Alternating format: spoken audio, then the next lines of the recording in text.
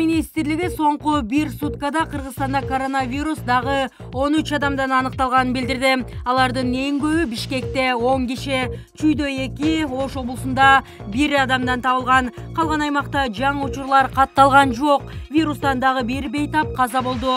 Ушуну менен өлкөдө пандемия башталгандан бери расмий эсепте COVID-19 жуккандардын саны 200 миңден ашты. 2976 адам каза болуп, 196 миңге жакыны сакайып чыкты. Ушул күндөрү 109 бейтап ооруканада, 122 адам үйүндө дарыланууда. 12 марттан тартып Кыргызстанда коомдук жайларда сөзсүз бет кап тагынуу талабы дээрлик жоюлду. Мындай талап медицина мекемелеринен жана коомдук транспорттан башка жерлерде эми коюлбайт.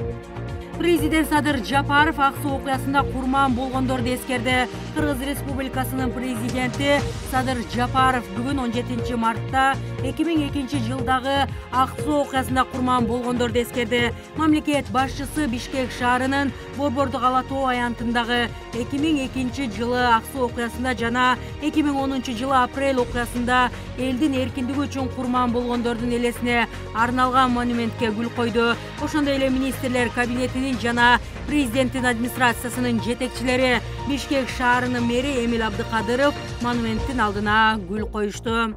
Президент Садыр Жапаров бүгүн 17 мартта Аксу окуясынын 20 жылдыгына байланыштуу кыргызстандыктарга кайрылуу жолдоду. Мамлекет башчы 2002 жылдагы Аксу окуясы Кыргызстандын эгемен мезгилиндеги тарыхында орчундуу орунду ээлеген, коомдук аң сезимдин багытын белгилүү нукка бурган окуялардын бири экенине токтолгон. Авторитардык жана коррупцияга чырмалган режимге каршы аксылыктар чечкиндүүлүк, каармандык менен күрөшкөнүн, өз кызыкчылыгынан эл кызыкчылыгын жогору койгонун айткан. Ошол учурда бийлик бутактарында карама каршылык күчөп, реформалар үзүрүн бербей, жеке кызыкчылыктар үстөмдүк кылып турган. Эл өз түйшүгүн өзү тартып, аткаминерлер элден бир топ эле четтеп калган. Натыйжада мамлекеттеги абал курчуп, бийликтин бардык бутактарында Акаевдин үй бүлөсүнүн жоосунсуз жоруктары чектен ашкан. Социалдык экономикалык абал оорлоп, саясий кырдаал кризиске кабылды. Аксыр районунун тургундары эл байлыгын талоонго алууга, өлкөнүн улуттук байлыгын сатууга макул болбогон азаматтарды кысымга алган текебер бийликке жалтанбастан каршы чыгышкан деп жазылган президенттин кайрылуусунда. 2002 жылдын 17 мартында Аксыда бийликке каршы чыккан элге ок атылып, 6 киши курман болгон. 2021 жылдын 28, 29, 30 апрелинде тажик тараптын куралдуу кол салуусунан курман болгон Мамасалы Каратаевдин үй бүлөсүнө президент Садыр Жапаров унаа белек кылды. Өлкө башчынын атынан берилген унааны президенттин Баткен облусундагы өкүлү Абдикарим Алимбаев тапшырды. Облус башчысы маркумдун үй бүлөсүнө көңүл айтып, ар дайым мамлекет тарабынан тиешелүү жардамдар мындан алырда берилип, көзөмөлдө болоорун билдирди. Курман болгон Каратаевдин унаасы жараталган кыргыз аскерлерин ооруканага ташып жаткан учурда талкаланган. Маркумдун уулу буга чейин атасынын унасын калыбына келтирип, айдагысы келгени боюнча кайрылуу жасаган. Өлкө башчысы маркумдун уулунун кайрылуусун угуп, анын үй бүлөсүнө унаа тапшырды. Каратаевдин үй бүлөсү учурда чек ара окуясында каза болгон жарандар үчүн курулган Мадина шаарчасында жашайт. Маркумдун артында жубайы жана 6 баласы калган. Министрлер кабинетинин төрагасы Акылбек Жапаров 16 мартта социалдык экономикалык чакырыктарга ыкчам чара көрүү боюнча антикризистик комитеттин биринчи кеңешмесин өткөрдү. Бул тууралуу өкмөттүн басма сөз кызматы кабарлады. Расмий маалыматка караганда, кризиске каршы бир катар чаралар кабыл алынды.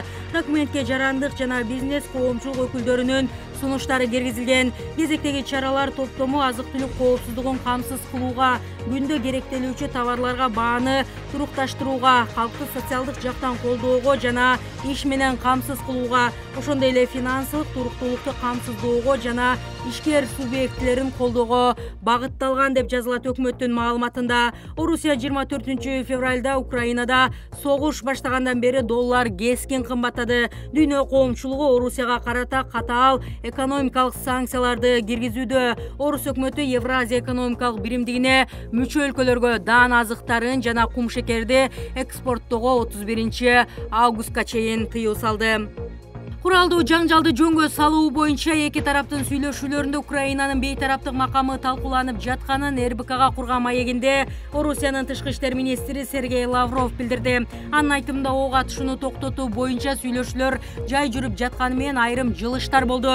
Министр Москванын Орусия Украинага кол сала электе койгон талаптарын кайталады. Алар демилитаризация, орус тилинин расмий макамы жана сөз эркиндиги деген талаптар. Лавров АКШны орус-украин сүйлөшүүлөрүнүн ийгиликтүү өтүшүнө кызыкпайт деп айыптады. Ал эми орус делегациясынын башчысы Владимир Мединский Киев Украинага өзүнүн армиясы жана флоту бар бейтарап мамлекеттин австриялык же шведтик вариантын сунуштап жатканын билдирди. Бул маселе анын айтымында эки өлкөнүн коргоо министрликтеринин деңгээлинде талкууланууда.